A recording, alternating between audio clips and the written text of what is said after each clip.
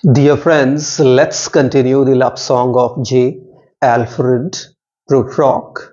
Dear friends, before I go ahead explaining the remaining lines of this very particular poem, once again I would make a personal appeal to all of you to have patience and bear with me. Why? Because I told you, and once again I'm telling you that the poem is long, the poem is complicated, and that's why I have divided this poem into many parts, and now here I am with the 12th part of this poem. So let's continue. It is impossible to say just what I mean. Here Prufrock says that somehow practically it is not possible for me to let that lady know about my feelings. Because somehow he does not have the gut, he does not have the courage. And if we somehow vacillate, if we somehow in a kind of a confusion, if we are just you can say that we are not able to come on to a conclusion, or we are not able to take a decision. Lots of things work together. One thing does not work. One thing is not responsible if we are unable to take certain concrete action. In the same manner here, if Prufrock is unable, lots of things are crossing his mind.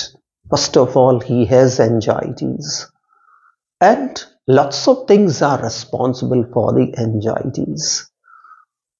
He has spent 40, 45, 50 years of his own life without being serious about relation, about emotion, about feelings. And now all of a sudden it has dawned upon him that he needs a kind of a permanent, a kind of a good relation with somebody else. Why? Because he's heading to his old age. He's heading in the direction of his old age, and there he won't find somebody at his own at his own side, when he would be in great need of someone. He would find himself all alone, absolutely, with nobody else. And that's why now Prufrock wants to make a permanent kind of relation. All of a sudden he has realized about the importance of relation, but too late. That's why it becomes important for one and all to understand the importance and value of certain thing today, because tomorrow may be late, just as in the case of Prufrock. So see what Prufrock says. Prufrock says that it is almost impossible for me to express what I feel. But as if a magic lantern through the nerves in the pattern on a screen. See again, abstract into concrete, concrete actually not into abstract, but abstract into concrete. Now he says that suppose there is a lantern. That lantern is giving out light, and in the light of that lantern, what kind of image of the human body is being thrown on the wall? Absolutely very similar to that X-ray image, where how does the structure of the body look? absolutely different, but that is absolutely real. But it does not look beautiful. Here he can see that he can see himself from inside. Here he wants to show how does he look from inside. Means his real thoughts, his reality. And you know that reality is always harsh, always upsetting, and always pain giving. So again, Prufrock is here to trying to give this abstract image a kind of a concrete or real thing. He wants to see, once again here he wants to dissect the body, just as we tear open the body of the animals before experimenting, before performing experiments. In the same manner here he is what giving the just true image of what he looks from inside. How does his body look from inside? How does actually it means how does he feel? Does he have strength? Does he feel a kind of a confidence from inside? Actually, no. See, the modern men, even today you see this, modern men look good from outside, using this, using that. How do they look today? But are they from inside the way they look? Actually, they are not. Same is the case with Prufrock. So here Prufrock says that somehow it does not have that confidence. See how Prufrock is time and again showing his ordinariness, how ordinary he is. See how he is de-glamorizing himself. Prufrock never tries to glamorize, but actually heroes are glamorized. So, true, Eliot is de-glamorizing the modern man. He is not glamorizing the modern man because modern man does not deserve to be glamorized, because modern man is the bundle of drawbacks, bundle of problems. Modern man has lots of problems, and modern man cannot be represented or cannot be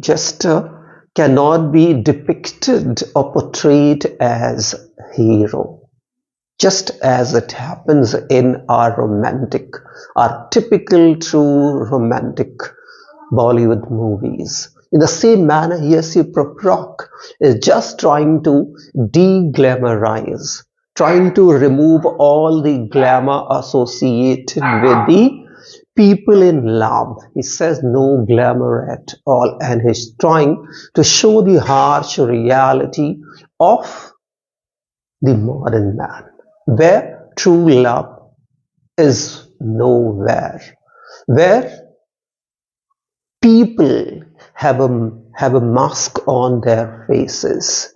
It means modern man all the time tries to hide the reality. One modern man does not want the other man to know about his reality. Same is the case with here Prufrock. Why? Because he is representing the modern man. See, so he says, would it have been worthwhile if one setting a pillow or throwing off a shawl and turning toward the window should say, In quote, this is in quote, remember. So he says, see, how is he just actually trying to let us know about that thing that has not happened till now. He just, you can say, speculating, or just, you can say that, anticipating, that suppose I go and lay bare my heart in front of her. It means I go and let her know about my true feelings for her, and proposes to her. What will happen? He knows 100% that she will never expect him. His proposing to that lady will definitely surprise and offend and hurt the lady. Why? Because somehow he thinks that he does not have any heroic quality in him of a hero or of those two lovers. He does not have any good quality in him. And if he does not have a heroic quality in him, how is it possible for him to get his heroine, to get the favor of his beloved? Almost impossible. He knows that if he goes, now he tries to anticipate, tries to think what can happen if he goes and blurts out his true feelings before that young woman. Definitely she will move the pillow beneath her head, or she will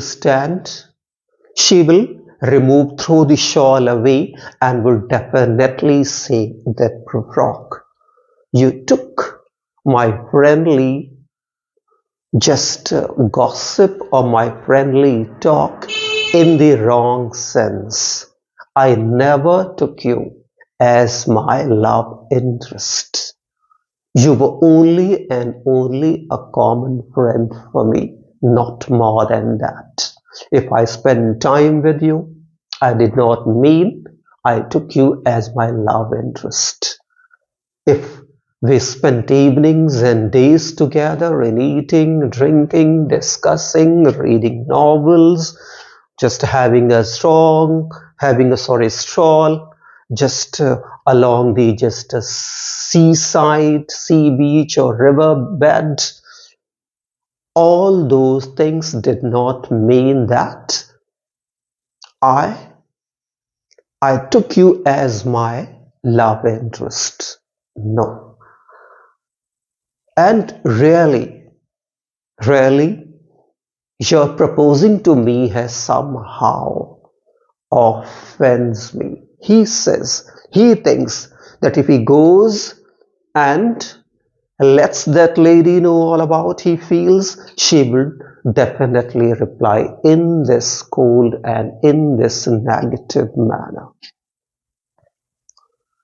That quote, that is not it at all. That is not what I mean at all. And now he says, no, I'm not a Prince Hamlet, nor was meant to be. And now he says that, see, if I am indecisive, if I have been building castle in the air for a long time, only and only thinking and pondering and doing nothing, just as Prince Hamlet in Shakespeare's famous and the greatest tragedy of all time, Hamlet. Prince Hamlet, the young Hamlet, whose father has been killed at the hand of his own uncle. He has proofs that his father was killed by his own uncle. Even then, somehow he is unable to take a firm decision. He remains indecisive. He vacillates. And only at the end, probably in the fifth act of the play, he is able to put an end. He is able to put an end to the life of his own uncle, but he has also to lose his life because of his delay in action, because of being too slow and too meditative. Because Hamlet thinks a lot. Why? Because Hamlet is not a common guy. Fine, Hamlet is a man of inaction, but lots of glamour all around. Shakespeare's Hamlet is not a common man. He's a prince. He's the student of philosophy. He's very much philosophical. He's highly intellectual. He's the student of Wittenberg University in Germany. But Prufrock knows that he is a common man with lots of ordinariness. He is an ordinary man. He is not Prince Hamlet. First of all, he says, and that's why, fine, if Hamlet thought a lot, if Hamlet had thought a lot before executing his thoughts into action, scenario and situation different. So here he outrightly rejects the time and again. He tries to show his ordinariness, that he is an ordinary man. Since he is an ordinary man, common man, he has common qualities. So he sets aside all the glamour that generally the heroes have in them. He says that I'm not Prince Hamlet. Why? Because first of all, I'm a common, ordinary man with all the simple and prosaic qualities in me, prosaic things in me. Second thing, I just do not wish to be Prince Hamlet. Because time and again I'm telling you, he wants to show that the modern man is missing. Modern man because modern man does not have that kind of a quality.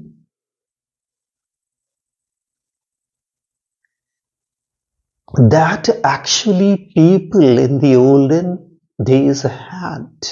Because in the olden days, people did not have this kind of a complicated life. People had time. People had peace in their lives.